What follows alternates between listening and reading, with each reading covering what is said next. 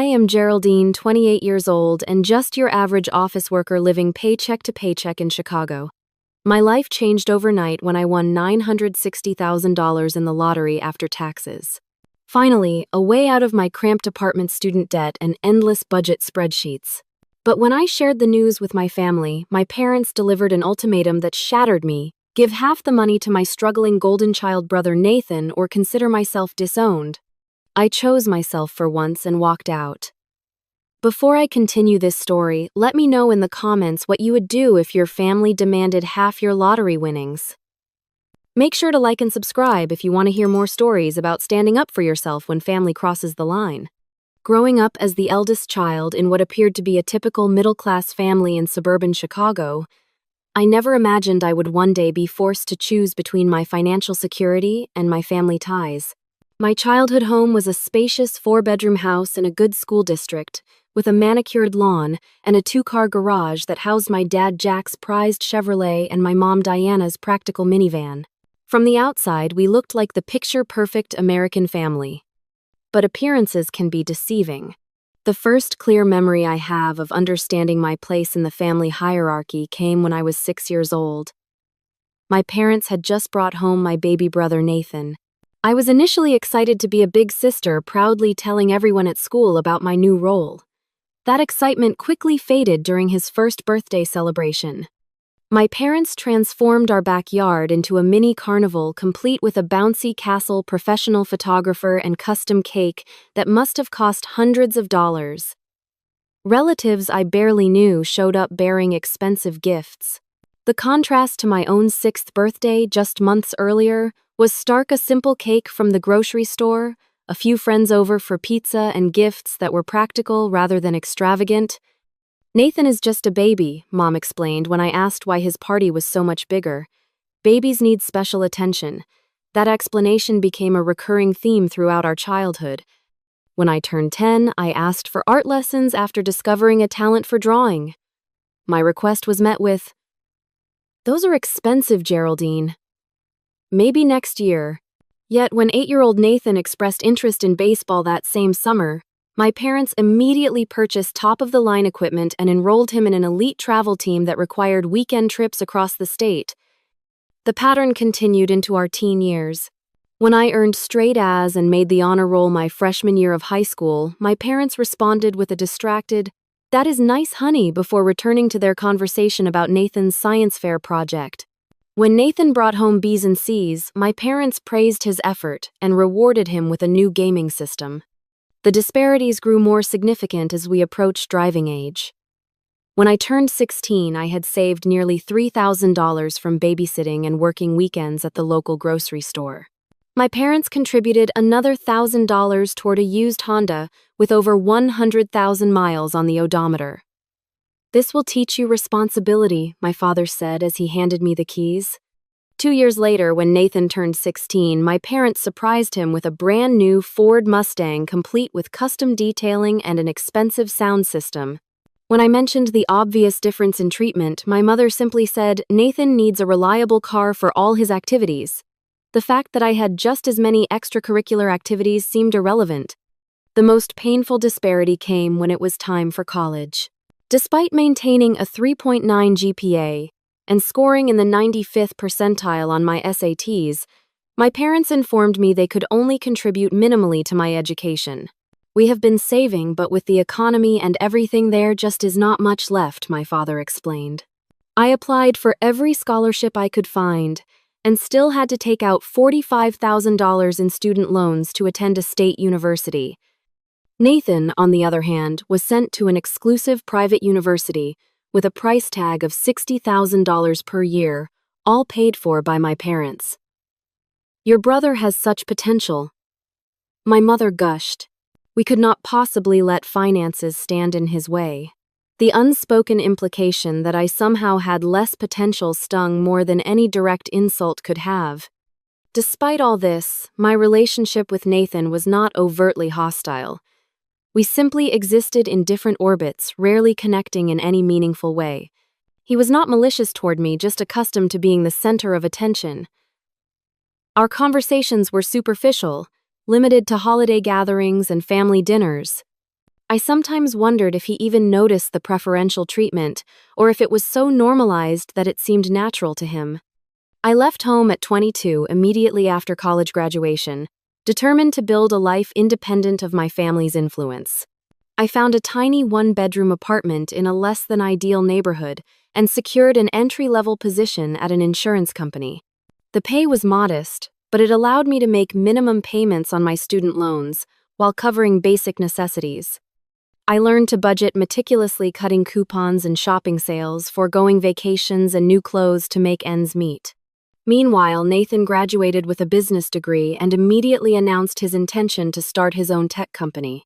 My parents converted their finished basement into an office for him, allowing him to live at home rent-free while he built his empire, as my father proudly called it. They even provided the initial seed money of $50,000 to get his startup off the ground. Our family interactions became increasingly limited. I called my parents once a month out of obligation, conversations that inevitably centered around Nathan's latest achievements. I returned home for Thanksgiving, Christmas, and occasionally Easter, each visit reinforcing my outsider status. Gifts from my parents remained practical kitchen gadgets, plain sweaters, gift cards to affordable chain restaurants. Nathan received designer clothes, the latest electronics, and weekend getaways. By the time I turned 28, I had settled into a routine of work, sleep, and careful budgeting. I had managed to pay down my student loans to $20,000, a small victory that went unacknowledged by my family. I had a few close friends, colleagues I enjoyed working with, and a small but comfortable social life.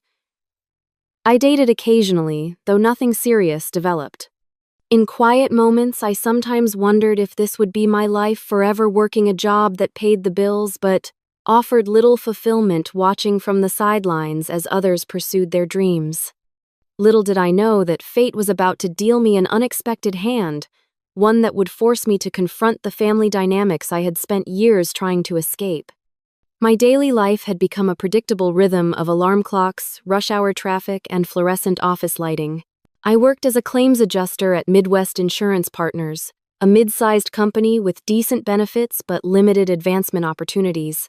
To make extra money, I often volunteered for overtime shifts, reviewing claims late into the evening while my colleagues headed home to their families. Every Friday, as a small indulgence, I would stop at the corner convenience store near my apartment and purchase a lottery ticket. $10 a week was my only real splurge, a tiny investment in the possibility of a different future. I never expected to win anything significant. The lottery was less about realistic expectations and more about the brief moment of fantasy it provided, imagining what I would do if financial constraints suddenly vanished from my life. On a completely ordinary Tuesday evening in April, I was sitting cross-legged on my worn sofa, eating microwaved leftovers and half watching a reality television show. During a commercial break, I remembered the lottery ticket in my purse from the previous Friday. The drawing had been the night before, but I had been too exhausted after a long Monday at work to check the numbers. I pulled up the lottery website on my phone and retrieved the crumpled ticket from my bag. With casual disinterest, I began comparing the numbers on my screen to those on my ticket. The first number matched. Then the second. By the third matching number, my heart rate had accelerated. When all 6 numbers aligned perfectly, I felt a strange disconnection from reality, as if I was observing someone else's life through a window. "This cannot be right," I whispered to my empty apartment. I refreshed the webpage, certain there had been some mistake. The numbers remained unchanged. I checked my ticket again, reading each digit aloud to ensure I was not transposing numbers in my excitement. After checking the numbers 15 times, I called the lottery customer service line with shaking hands. The representative confirmed what I still could not quite believe: I had won $1.2 million before taxes, which would amount to approximately $960,000 after federal and state withholdings. I hung up the phone and sat in complete silence for nearly an hour, trying to process the magnitude of what had just happened. My mind raced through possibilities: paying off my student loans, buying a comfortable home, investing for the future, perhaps even changing careers or starting my own business. For the first time, I could make choices based on what I wanted, rather than what I could afford. The next morning, I called in sick to work, something I rarely did even when genuinely ill. I spent the day researching what lottery winners should do, learning about financial advisors, tax implications, and investment strategies. I made appointments with 3 different financial advisors and a lawyer specializing in sudden wealth management. On their unanimous advice, I opted to take the lump sum payment rather than the annuity option. I established a comprehensive financial plan. 70% would go into diverse investments, 15% toward a modest but nice home in a safe neighborhood, 10% for education, including the MBA I had always wanted to pursue, and 5% for immediate needs and a small celebration of my good fortune. For 2 weeks, I told no one about my winnings. I continued going to work, living in my apartment, and maintaining my usual routines while quietly making arrangements with financial professionals. I wanted to be absolutely certain everything was properly handled before sharing the news with anyone. Eventually, I knew I needed to tell my family. Despite our complicated relationship, it felt wrong to keep such significant news from them. Part of me hoped, perhaps naively, that this might be an opportunity to reset our relationship to be seen as successful in my own right, rather than living in Nathan's shadow. After careful consideration, I called my parents on a Sunday afternoon when I knew they would both be home. My mother answered on the 3rd ring, her voice carrying its usual distracted quality as if she was simultaneously doing something more important than talking to me. "Geraldine, what a surprise. Everything okay?" "Everything is great, Mom," I replied, trying to keep my voice steady. "Actually, I have some exciting news to share." "Oh," her tone perked up slightly. "Did you get that promotion you mentioned?" I had not mentioned any promotion, having learned long ago not to share career aspirations that might go unfulfilled. "No, actually. I won the lottery. A big prize." There was a moment of silence before my mother called out to my father, "Jack, pick up the phone. Geraldine says she won the lottery." My father joined the call, his deep voice booming with sudden interest. "Geraldine? What is this about the lottery?" I explained the situation, keeping my voice measured despite the excitement bubbling beneath the surface. As I shared the amount and my initial plans for the money, their responses evolved from disbelief to enthusiasm to something more calculating. "Well, this is certainly unexpected," my father said after I finished speaking. "Have you considered how this might benefit the family?" "I have some plans for investments and buying a house," I replied carefully. "And paying off my student loans, of course." Of course," my mother interjected quickly. "But this is such a blessing for all of us, really. Such an opportunity." Something in her tone made me uneasy, but I pushed the feeling aside.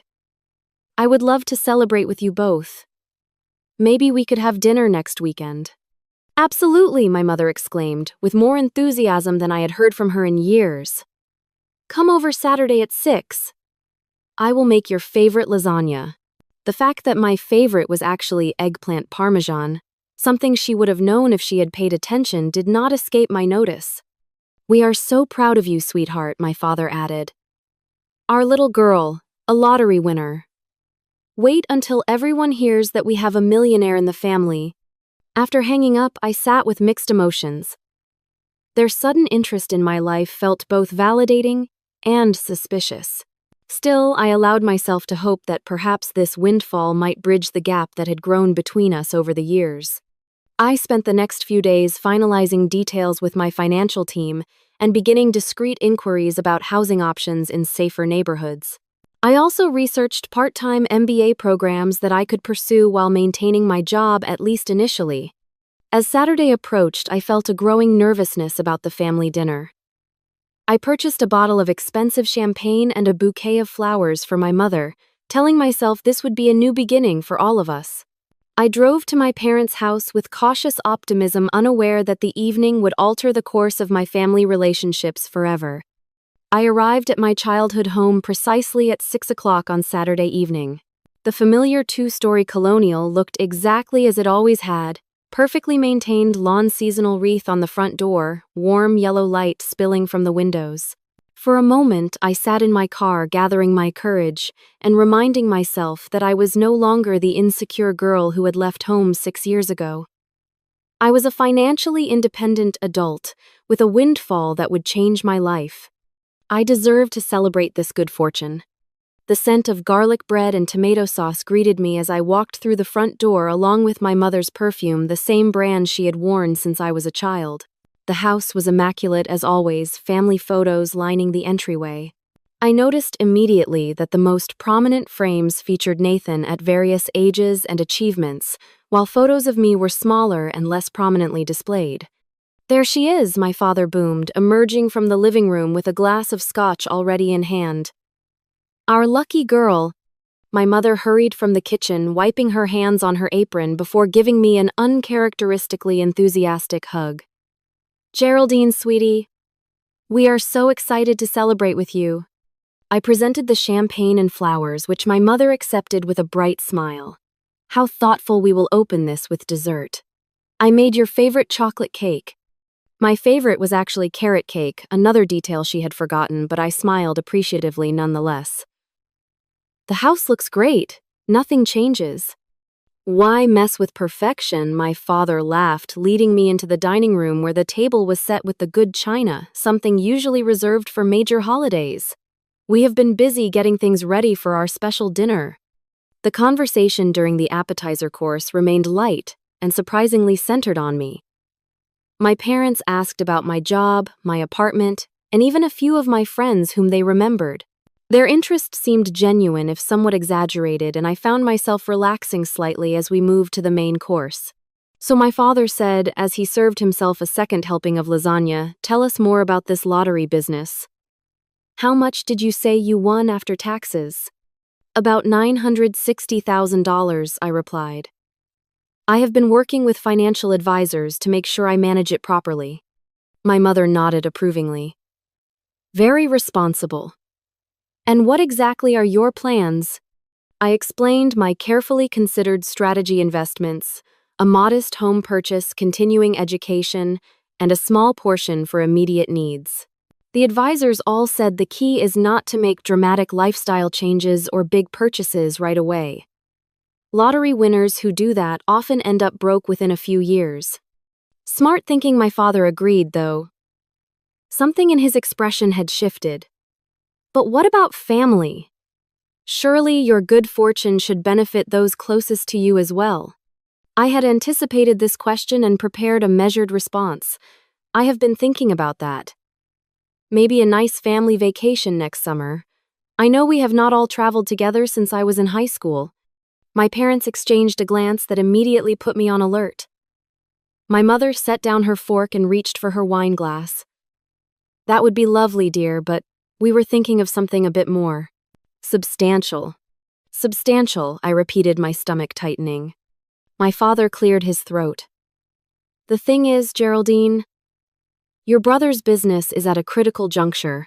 His company has developed some revolutionary software, but they need additional capital to bring it to market properly." "Nathan is here, actually," my mother added quickly.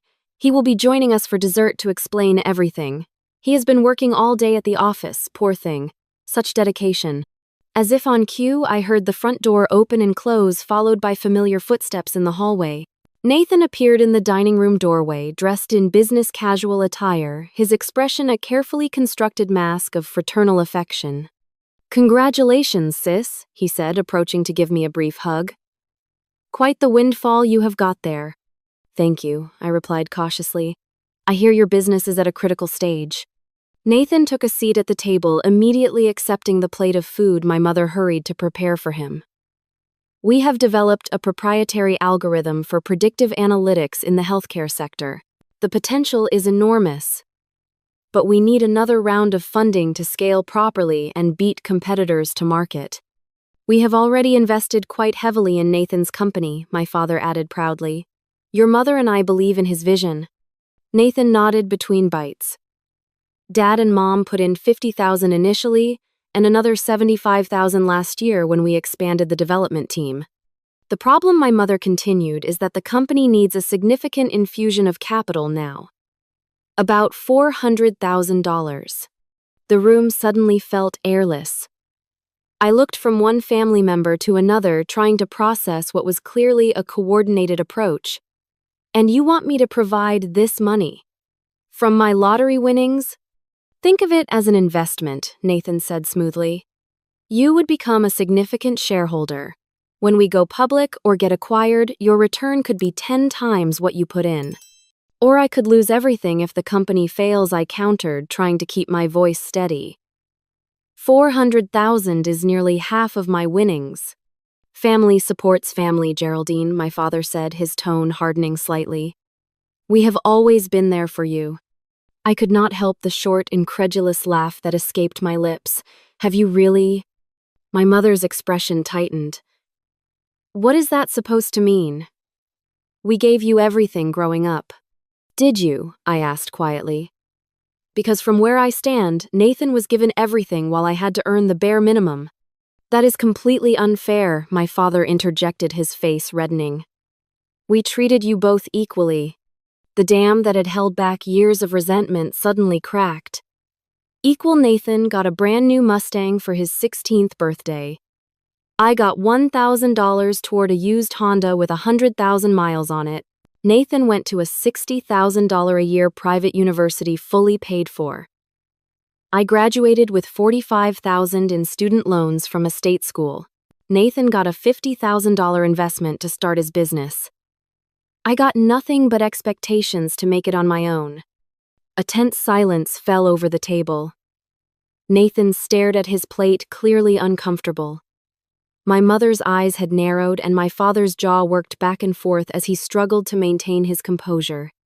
We gave you what we could at the time, my mother finally said. Circumstances were different for each of you. The circumstances were that he was the favorite and I was not, I replied, my voice surprisingly calm despite the emotions churning inside me. And now that I finally have something, you expect me to give half of it to him. Again. My father slammed his hand on the table, making the dishes jump. Now you listen here, young lady. We are not asking you to give anything away. This is a legitimate business opportunity. And furthermore, we are your parents. We sacrificed for years to give you a good life. We put a roof over your head, food on the table, clothes on your back. The bare minimum required by law, I pointed out, while giving Nathan every advantage. This is not about Nathan versus you, my mother said, though her instinctive glance toward my brother betrayed her. This is about family supporting each other in times of need. And what about when I was in need? I asked. When I was drowning in student debt and living in a neighborhood where my car was broken into twice. When I was working overtime just to make minimum payments on loans for an education you could have helped with. Where was family support then? Nathan finally spoke up. Look, Geraldine, if you are not comfortable with 400,000, maybe we could discuss a smaller amount. Even 100,000 would help us bridge to our next funding round. I took a deep breath. I might be willing to consider 50,000 as a one-time gift, not an investment. I do not want shares or promises of future returns. Just the ability to help if I can with no strings attached. My father's face darkened further. 50,000. After you just won nearly $1 million. That is insultingly small. It is 10 times what I have in my current emergency fund, I pointed out. Money I worked hard to save despite my financial constraints. My mother reached across the table to grasp my hand, her fingers cool and tense against my skin. Sweetheart, try to understand. Nathan's company is our retirement plan. We have invested most of our savings. If his business fails, we could lose everything. The pieces suddenly clicked into place. This was not just about Nathan's company. My parents had gambled their financial security on his success. They were not just asking for my help, they were desperate. That was your choice, I said gently, withdrawing my hand. Just like it is my choice how to use the money I won. My father stood abruptly, looming over the table. No, Geraldine, this is not a choice. This is an obligation. We are your family. $480,000, half of your winnings, goes to saving your brother's company and securing your parents' future. That is non-negotiable. I stared at him in disbelief. Non-negotiable, it is my money. And these are our terms, he continued, voice rising. Either you agree to transfer the money by the end of next week, or you are no longer welcome in this family. No holidays, no phone calls, no relationship of any kind. You decide what matters more, your bank account or your family." The room spun slightly as the ultimatum sank in. I looked at my mother, hoping to see some disagreement with this extreme position, but her expression remained resolute, though her eyes would not meet mine. Nathan looked genuinely uncomfortable but said nothing to contradict our father. In that moment, with perfect clarity, I understood that nothing had changed since my childhood. I was still the outsider, still less valued, still expected to sacrifice while Nathan received. The only difference was that now I had the power to say no. I stood slowly, gathering my purse and jacket. I have always been an afterthought in this family. The backup child, the one who was expected to achieve without support, to give without receiving. I foolishly thought winning the lottery might change how you see me, might make you proud or happy for me without immediately calculating what you could get out of it. I was wrong. "Geraldine, do not be dramatic," my mother started. "I am not being dramatic. I am finally being honest," I interrupted. "All my life, I have been the outsider in my own family. Today, I am choosing myself." I walked toward the door, turning back one last time. "You have made your choice, and now I am making mine." The drive home from my parents' house that night remains a blur in my memory. Tears streamed down my face as I navigated the familiar streets, my hands shaking so badly. I had to pull over twice to compose myself. The finality of what had just happened crashed over me in waves. Had I really just been disowned over money? Had my family truly given me an ultimatum that made their conditional love explicitly clear? My apartment, which had always felt like a temporary stop on the way to something better, now seemed like a lonely island. I collapsed onto my sofa, still in my dinner clothes, and allowed myself to fully break down. The sobs came from deep within years of suppressed hurt and disappointment finally finding release. I called in sick to work the following Monday, something I had rarely done even when genuinely ill. I could barely focus on basic tasks, let alone complex insurance claims. My mind kept replaying the dinner conversation, searching for something I could have said differently, some magic words that might have made my family see me as a person with valid feelings rather than an ATM to be accessed. By Tuesday, the messages started. First came texts from my mother, alternating between guilt trips. "I cried all night, thinking about how you have abandoned us, and anger. After everything we have done for you, this is how you repay us." My father's messages were shorter and more direct. "You are making a grave mistake, and family should come before money, Geraldine." I responded only once, writing, "I am not choosing money over family. I am choosing self-respect. Please respect my decision." Then I muted their conversation threads, unable to bear the constant notifications. By the end of the week, other relatives began to call. My Aunt Vivian, my mother's sister, left a voicemail dripping with false concern. "Geraldine, sweetie, we are all so worried about this situation. Your parents are devastated. Surely there is a compromise to be found. Nathan has always looked up to you, you know." That last statement was so blatantly false, it would have been laughable if the situation were not so painful. Nathan had barely acknowledged my existence growing up, except when forced to interact at family gatherings. My Uncle Robert called next, his approach more direct.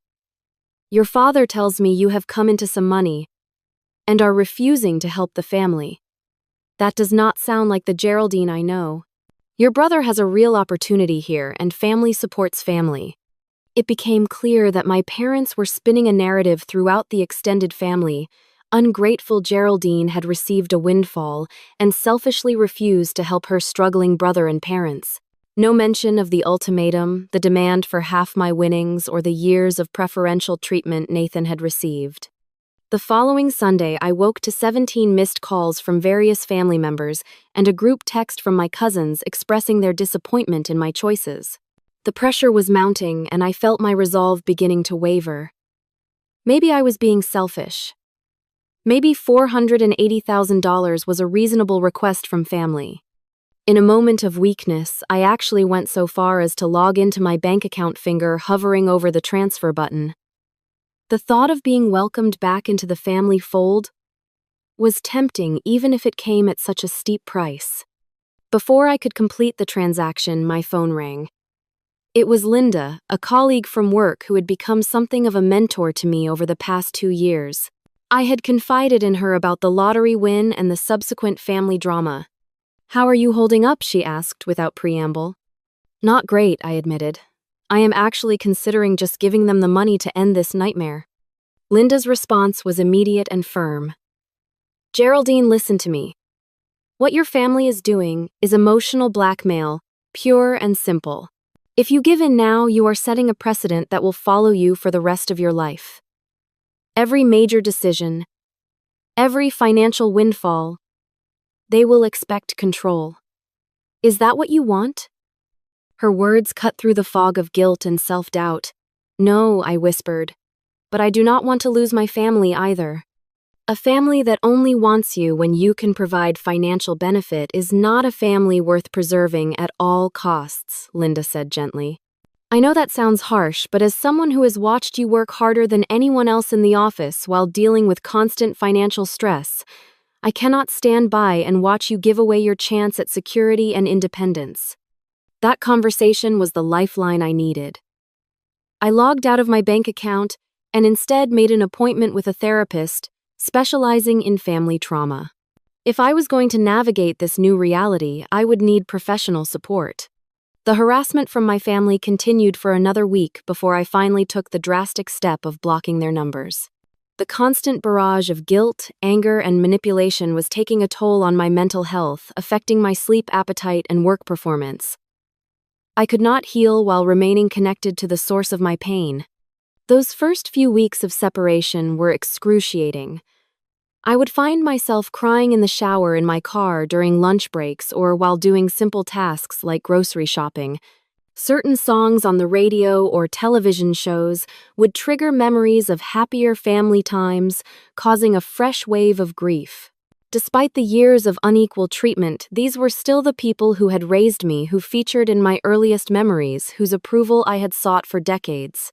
My therapist, Dr. Caroline, helped me understand that I was mourning not just the loss of my current family relationships, but also the ideal family I had always wished for but never truly had. "You are grieving the parents you deserved but did not get," she explained during one particularly difficult session. "That grief is valid and needs to be processed." She also helped me recognize the patterns of emotional abuse that had characterized my family dynamics for years. The constant comparison to Nathan, the withholding of affection and support, the explicit and implicit messages that I was somehow less deserving, less important, less lovable, all contributed to a harmful environment that had shaped my self-perception in negative ways. The lottery win did not create this problem, Dr. Caroline pointed out. It simply brought to the surface dynamics that have always been there. Sometimes it takes a crisis or significant event to reveal the true nature of our relationships. Those words resonated deeply with me. The lottery had not changed my family. It had merely illuminated what had always been true, but what I had spent years trying not to see clearly. The realization was both painful and strangely liberating. As the weeks turned into months, I slowly began to rebuild my life without the constant background noise of family disapproval and obligation. I moved forward with my financial plans, working closely with my advisors to ensure long-term security. The freedom to make decisions based solely on what was best for me, without having to consider how my choices would be judged by my family, was a new and empowering experience. Still, there were moments of doubt and loneliness. Birthdays, holidays, and other milestones would trigger waves of sadness as I confronted the reality of my new normal. I wondered if I had made the right choice, if the price of my financial independence was too high. But each time these thoughts surfaced, I reminded myself of the ultimatum my father had delivered and asked whether a family that truly loved me would have forced such a choice in the first place. The answer, though painful, was always clear. 3 months after the fateful dinner at my parents' house, I moved out of my cramped apartment into a secure, modern two-bedroom condo in a vibrant neighborhood with tree-lined streets and local businesses within walking distance. The building had security cameras, a doorman, and a small gym, luxuries I had never imagined having access to before the lottery win. For the first time, I did not worry about strange noises at night or whether my car would be intact in the morning. The process of furnishing my new home became unexpectedly therapeutic. I chose each piece with care, creating a space that reflected my personal taste, rather than being limited to what was on clearance or available secondhand. A comfortable sectional sofa in a rich teal, a dining table made of reclaimed wood artwork that spoke to me all came together to create a sanctuary that felt truly mine. Working with my financial advisors, I established a diversified investment portfolio designed for long-term growth and security. We created separate accounts for different goals: retirement, housing, education, and a small fund for travel and experiences. I paid off my remaining student loans in one satisfying transaction, feeling a weight lift that I had carried since graduation. With my immediate financial needs addressed, I turned my attention to longer-term aspirations. I had always wanted to pursue an MBA, believing it would open doors to more fulfilling career opportunities, but the cost had been prohibitive. Now, with financial barriers removed, I researched programs and applied to a prestigious evening MBA program at a well-regarded business school in the city. The acceptance letter arrived on a rainy Tuesday afternoon. I stood in my kitchen staring at the official letterhead with tears in my eyes. This was an opportunity I had earned through my own merits, not because of family connections or financial support. My undergraduate grades, work experience, and admissions essays had secured my place. The fact that I could now afford the tuition was the lottery's contribution, but the acceptance was mine alone. As I adjusted to my new circumstances, I realized I needed more than financial and educational growth. The family situation had left emotional scars that required attention. Through my therapist's recommendation, I joined a support group for adults from dysfunctional families. Meeting others who understood the complex emotions of family estrangement offered validation I had not known I needed. It was in this group that I met Jennifer, a 32-year-old marketing executive who had cut ties with her narcissistic mother 3 years earlier. The first year is the hardest, she told me after a particularly emotional session. You question yourself constantly, but it gets easier. You start building your chosen family, people who value you for who you are, not what you can give them. Jennifer and I began meeting for coffee outside of group sessions, and a friendship blossomed. She introduced me to her circle of friends, warm and genuine people who welcomed me without judgment or agenda. For the first time, I experienced relationships based on mutual respect and affection rather than obligation or comparison. My therapy sessions continued weekly, providing a safe space to process my grief and anger. Dr. Caroline helped me identify and challenge the negative self-perceptions I had internalized from years of being the less favored child. Your worth was never determined by how your parents treated you, she reminded me often. Their limitations as parents reflect on them, not on you. We worked through exercises designed to strengthen my self-esteem and establish healthy boundaries in relationships.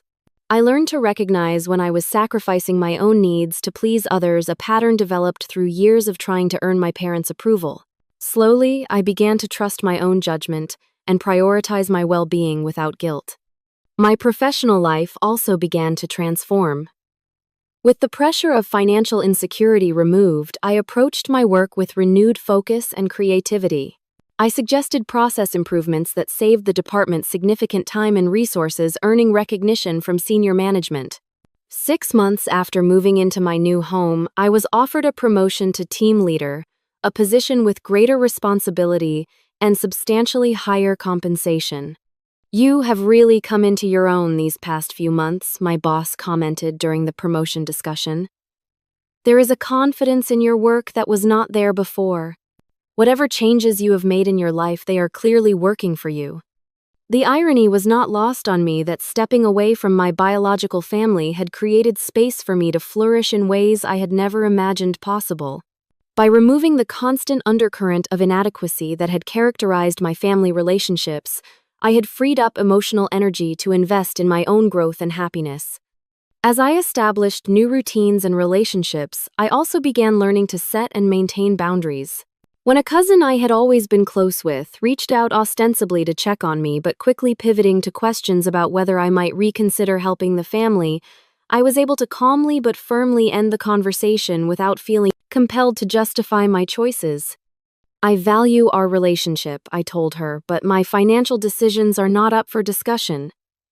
If you would like to maintain contact, it needs to be without any involvement in the situation between me and my parents." She did not call again, confirming that her interest had been primarily as an emissary rather than from genuine concern. Though painful, these clarifying moments helped me distinguish between authentic connections and those tainted by ulterior motives. 6 months into my estrangement from my immediate family, I met Daniel at a fundraising event for a local literacy program. He was a high school English teacher with kind eyes and an easy laugh, who asked thoughtful questions and actually listened to the answers. Our first date lasted 5 hours conversation flowing effortlessly from books to travel to childhood memories. When the topic of family inevitably arose, I shared a simplified version of my situation, wary of how it might be received. Daniel's response surprised me. "Family is complicated," he said without judgment. "I believe relationships should be measured by how they impact your well-being, not by biology or obligation." As our relationship developed, Daniel demonstrated consistent respect for my boundaries regarding family discussions. He never pressured me to reconcile or suggested I was overreacting responses I had encountered from previous dating partners. Instead, he supported my decisions while providing a shoulder to lean on during difficult moments like holidays or my birthday. Despite the positive changes in my life, there were still moments of profound sadness and doubt. The first Thanksgiving after the estrangement was particularly difficult. While friends invited me to join their celebrations, the absence of family traditions left a hollow feeling I could not entirely shake. Christmas brought similar challenges, memories of childhood excitement and family rituals creating a bittersweet ache. During these moments, I would sometimes question my decision. Was financial independence worth the loss of family connection, however flawed those connections might have been? Would I regret this choice years down the road when reconciliation might be more difficult or even impossible? My therapist helped me work through these doubts, reminding me that grief and uncertainty did not mean I had made the wrong choice. Difficult decisions can be right even when they hurt, she explained. The pain you feel now does not invalidate the legitimate reasons for your boundary setting. As I approached the 1-year anniversary of my lottery win, I took time to reflect on everything that had changed. Financially, I was secure in ways I had never imagined possible. Educationally, I was thriving in my MBA program, maintaining a 4.0 GPA while working full-time. Professionally, my recent promotion had opened new opportunities for growth and leadership. Personally, I had developed genuine friendships and a promising romantic relationship.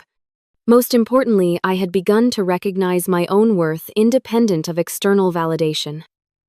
The constant sense of inadequacy that had followed me since childhood was gradually being replaced by self-assurance and confidence.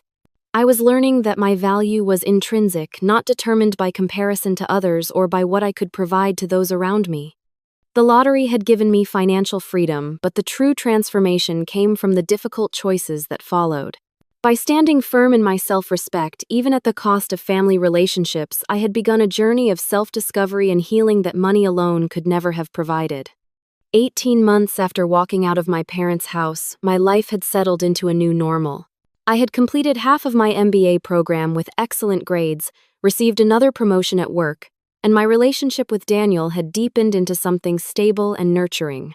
My investment portfolio was performing well, and I had even begun mentoring young women from disadvantaged backgrounds through a community program sharing financial literacy skills and career guidance.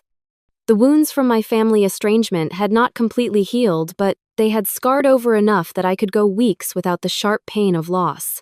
I had created holiday traditions with friends, celebrated milestones with my chosen family, and built a life that felt increasingly authentic and fulfilling. Then, on an ordinary Wednesday morning, an email appeared in my inbox from an address I immediately recognized. My mother, who had not attempted contact in nearly 6 months, had written a message with the subject line, "When you are ready to talk." My heart raced as I stared at the unread email. Part of me wanted to delete it immediately, to protect the peace I had worked so hard to establish. Another part, the daughter who still longed for parental love despite everything, needed to know what it contained. After several deep breaths and a quick text to my therapist requesting an emergency session that evening, I clicked open the email. "Geraldine," it began without the usual "Dear" prefix. "I hope this message finds you well. Much has changed since we last spoke, and I believe it is time we had a conversation. Nathan's company has closed, and your father and I are facing financial difficulties we did not anticipate. This is not an attempt to ask for money. I want to be clear about that. Rather, it is an acknowledgement that perhaps we have made mistakes that cannot be undone, but might be understood better through dialogue. If you are willing, we would appreciate the opportunity to meet in person. We will respect whatever boundaries you need to feel comfortable. Mom." The email was notably different from previous communications. There was no guilt-tripping, no accusations, no demands. The tone was subdued, almost humble, which was so unlike my mother that I read it multiple times, trying to detect the manipulation I had come to expect. That evening, my therapist and I discussed the email at length. "What do you want from this potential meeting, doctor?" Caroline asked. Setting aside what they might want or expect, what outcome would feel positive for you? It was a clarifying question. After careful consideration, I realized I wanted 3 things: acknowledgement of the unfair treatment throughout my life, a genuine apology, and respect for my boundaries moving forward. I did not expect all 3, but identifying my desires helped me approach the situation with clearer expectations. Meeting them does not obligate you to anything, Dr. Caroline reminded me. You can leave at any point if it becomes unhealthy. And you can set the terms, including location and duration. After several days of reflection, I replied to my mother's email, suggesting we meet at a neutral location, a coffee shop downtown that offered enough privacy for conversation while remaining a public space. I specified a time limit of 1 hour and stated that I would be coming alone. "I am willing to listen," I wrote, "but I need to be clear that this meeting does not automatically change our current situation. I am still processing everything that happened." My mother responded within hours, accepting all my conditions without protest, another surprising departure from her usual approach. We arranged to meet the following Saturday afternoon. When the day arrived, I dressed carefully in an outfit that made me feel confident and composed, a well-tailored blazer over a simple blouse, comfortable yet professional. Daniel offered to wait nearby in case I needed support, but I decided this was something I needed to face alone. I arrived at the coffee shop 15 minutes early to select a table in a quiet corner and center myself. When my parents walked in precisely at the agreed time, the sight of them was shocking. In just 18 months, they seemed to have aged years. My father's confident posture had diminished, his shoulders slightly stooped. My mother's hair showed more gray than I remembered, and fine lines had deepened around her eyes and mouth. They were both dressed well, but not expensively, another deviation from their usual presentation. "Geraldine," my mother said softly as they approached the table, "thank you for agreeing to meet." "You look well," my father added, his usual booming voice subdued. I gestured to the chairs across from me. "Please sit down. Would you like coffee?" I was about to order. The initial small talk was awkward but civil, as we navigated the strange terrain of conversation after such a significant rupture. They asked about my health, my work, my new home, careful questions that required no deep revelation. I provided basic answers, maintaining emotional distance while assessing their demeanor. Once we had our beverages, my father cleared his throat. "I suppose we should address the elephant in the room. Nathan's company failed completely about 6 months ago. The technology was promising, but the market shifted, and competitors with more resources moved faster. We lost everything we invested, including a second mortgage on the house." "We are not here to ask you for money," my mother interjected quickly, perhaps seeing something in my expression. That is not why we wanted to talk to you. Then why did you? I asked directly. It has been 18 months of silence, apart from the initial attempts to change my mind. My father looked down at his coffee cup. Because we were wrong, he said, the words clearly difficult for him. Not just about the money, though. That too. But about everything. I waited, not willing to fill the silence or make this easier for them. After a moment, my mother continued. When you left that night, we were angry and hurt. We told ourselves you were being selfish and ungrateful. But as time passed and we really thought about what you said about how we had treated you compared to Nathan, we started to see things differently. It was easier to blame you than look at ourselves, my father admitted. But losing everything forced us to confront some hard truths. We favored Nathan. We made excuses for him. We expected you to make your own way while giving him every advantage. My mother's eyes had filled with tears. I keep thinking about specific moments. Your 16th birthday, when you were so grateful for that small contribution toward a used car, never complaining that Nathan later got a new one? Or when you graduated with honors and we barely acknowledged it because we were focused on Nathan's baseball tournament. These specific memories accurately recalled caught me off guard. I had expected generalities, not evidence that they had actually reflected on concrete instances of unequal treatment. Where is Nathan now? I asked, realizing he was conspicuously absent from this reconciliation attempt. He will be joining us shortly, my father said. He wanted to give us time to talk first. He is different now.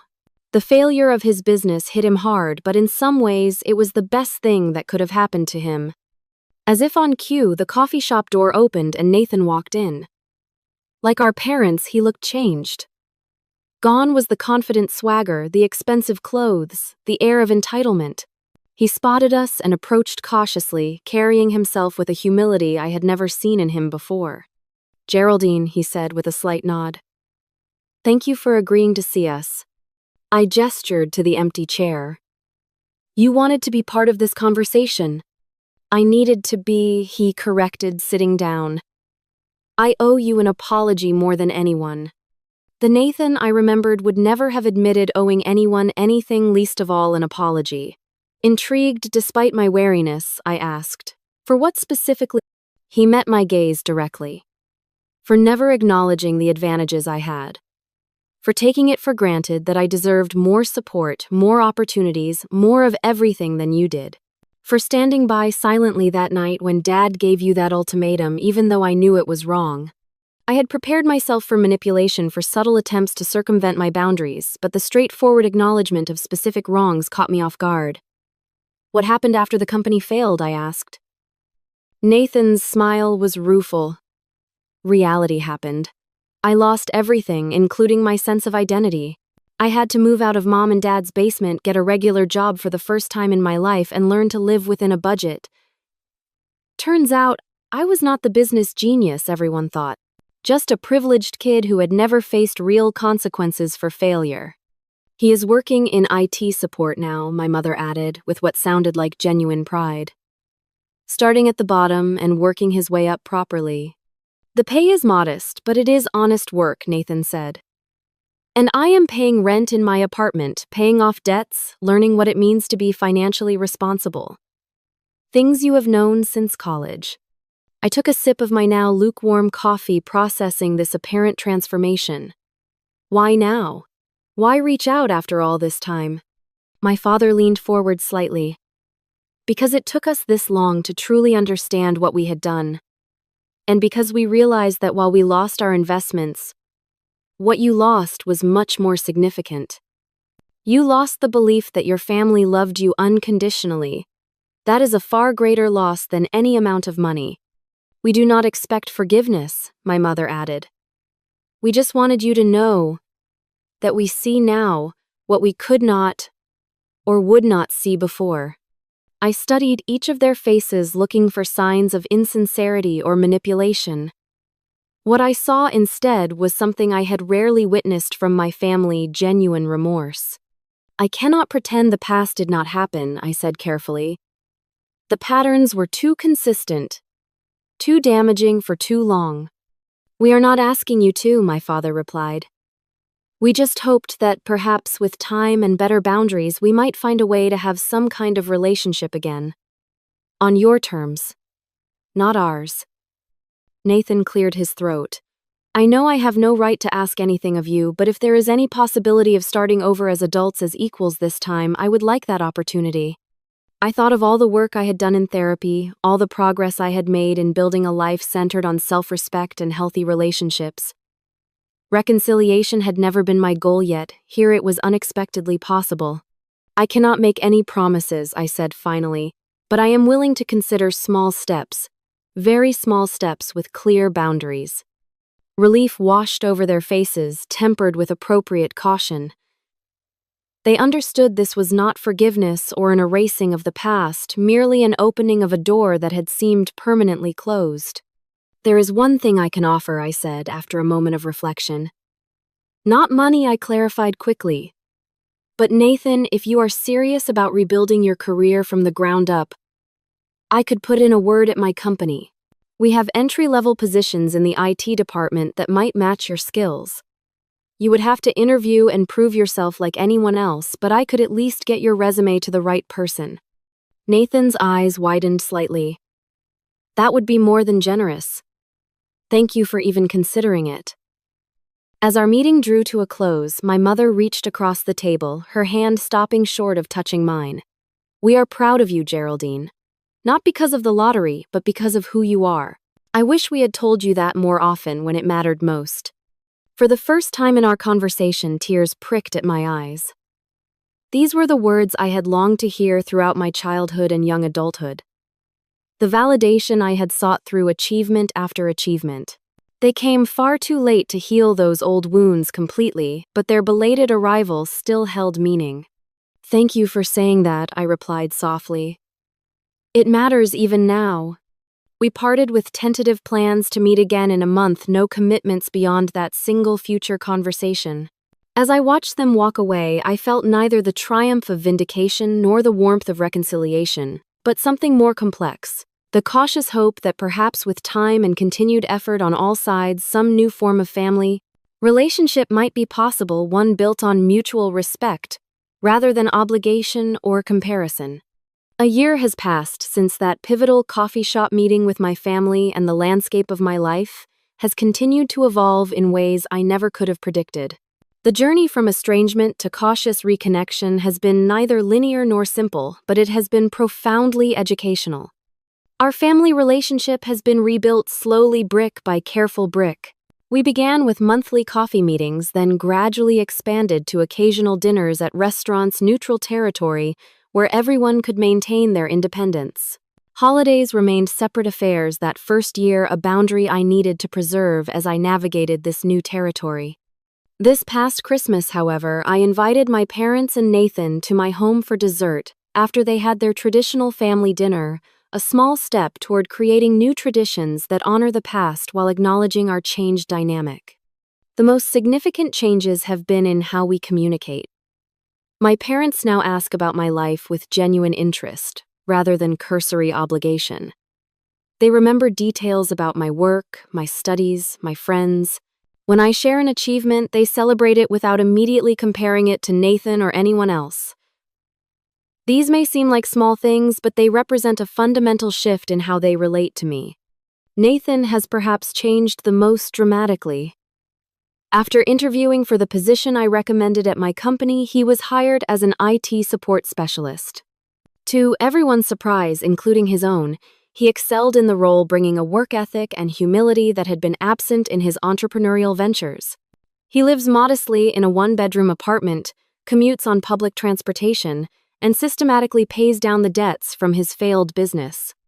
We have developed a cautious friendship meeting occasionally for lunch to discuss workbooks, current events, carefully avoiding the landmines of our complicated past, until we had established enough trust to address them constructively. 6 months ago, during one such lunch, he offered an apology so specific and insightful that I knew it came from genuine reflection rather than obligation. I never saw it when we were growing up, he admitted, but I was handed opportunities you had to fight for. College car, startup, capital, even emotional support all given freely to me while you had to prove yourself worthy of the smallest assistance. I benefited from that inequality without ever questioning it, and I am truly sorry. My parents have faced their own challenges and growth. The financial strain from Nathan's failed business forced them to downsize, selling the family home and moving to a smaller townhouse in a less prestigious neighborhood. Dad took a consulting job to supplement his reduced retirement income, while Mom returned to teaching part-time at a local community college. The humbling of their circumstances has brought a perspective they lacked during their years of comfortable security. We were so focused on appearances, Mom confessed during a recent conversation. The right neighborhood, the right schools, the right kind of success. We measured everything, including our children, by those shallow standards. Losing everything material helped us see what truly matters. My own life continues to flourish. I completed my MBA with honors 6 months ago, which led to a significant promotion at work. I now lead a department of 12 people developing strategy and mentoring younger employees.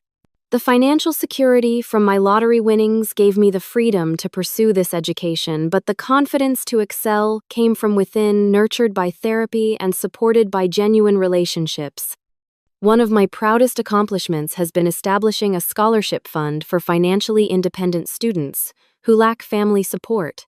Using a portion of my lottery winnings, I created an endowment that provides not just tuition assistance, but also mentorship and networking opportunities for young people who, like my younger self, are navigating education and early career without the safety net many take for granted. Working with these students has been healing in ways I never anticipated, allowing me to transform my own painful experiences into support for others facing similar challenges. My relationship with Daniel has deepened into a partnership based on mutual respect and genuine care. He proposed 3 months ago during a weekend hike to a mountain overlook, offering a ring and a promise of equality and support through whatever life brings. My parents' reaction to our engagement was another measure of how much has changed. Rather than immediately taking over planning or imposing their preferences, they asked what kind of wedding we wanted and how they could support our vision. The most profound change, however, has been internal. Through continued therapy and conscious effort, I have largely dismantled the belief system installed during my childhood, the one that told me I was somehow less deserving, less valuable than others. I have learned to recognize my worth independent of external validation or comparison. I set boundaries without guilt and extend compassion without sacrificing self-respect. This journey has taught me that family relationships, like all relationships, should be evaluated based on their impact on our well-being, rather than simply accepted as obligations beyond questioning. True love, whether familial or otherwise, uplifts rather than diminishes, supports rather than exploits, sees us as individuals rather than extensions or reflections of others. I have also learned that forgiveness does not require forgetting or pretending harm never occurred. Real forgiveness acknowledges the full reality of what happened while choosing to release the binding power of resentment. I have not forgotten the years of unequal treatment or the painful ultimatum that forced our separation, but I have chosen not to let those experiences determine my future or define my capacity for connection. Perhaps most importantly, I have learned that sometimes walking away is not the end, but the beginning of a healthier relationship. That distance can create the space necessary for genuine change. Had I capitulated to my family's demands that night, giving away half my lottery winnings to avoid conflict, nothing would have changed. The patterns would have continued, perhaps even intensified. By standing firm in my self-respect, I created the conditions that eventually led to meaningful transformation for all of us. The lottery win that triggered this chain of events was statistically improbable, a 1 in millions chance. But I do not believe I won those $960,000 by luck alone. I won them because I needed to learn that my value was not determined by my family's perception, that I could stand on my own and thrive, that I was worthy of good fortune and capable of managing it wisely. The money provided financial security, but the real prize was the self-knowledge and strength I gained by protecting it. In the end, I did not win the lottery for luck. I won it to learn how to love myself first. And that lesson has been worth far more than any dollar amount could ever be. What difficult boundaries have you had to set with family or friends? How did it change your relationship in the long run? Let me know in the comments below. If this story resonated with you, please hit the like button and subscribe to my channel for more stories about finding strength through life's challenges. Share this video with someone who might need to hear that standing up for yourself can sometimes be the most loving choice of all. Thank you for listening to my journey, and remember, your worth is never determined by how others treat you, but by how you choose to treat yourself.